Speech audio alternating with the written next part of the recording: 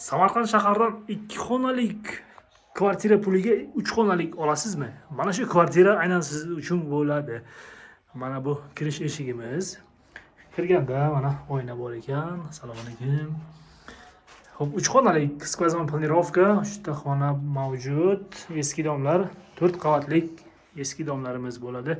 Samarqand shahar Frunze ko'chasi. Mana bu joyda birinchi xonamiz. Shu hamma narsa qolar ekan. Akfa alyumin ekan derazalari, hozir qorong'u bo'lib qoldi. Mana ichkaridagi eshiklarimiz taxtalik turibdi. Mana to'g'rimizda prixoshka joyini shkaf qilibdilar. Bitta hozir ichini ko'rib o'tamiz.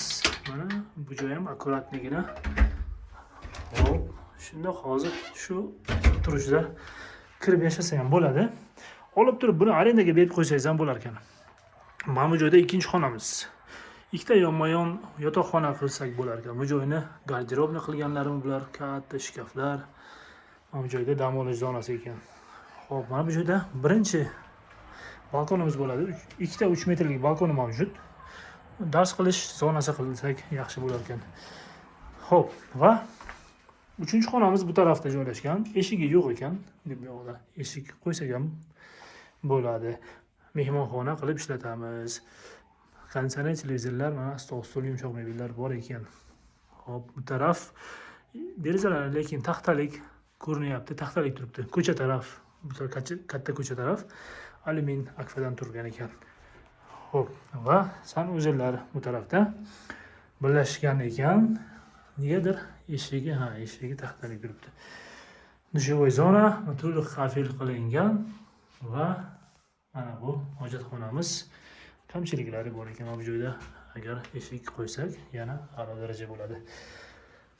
Xo'p, oshxonamizga mana issiq suvimiz, vitishka plita, moykalarimiz, kerakli narsalar bor, ishlatilgan. Mana xolodilnik ham bor.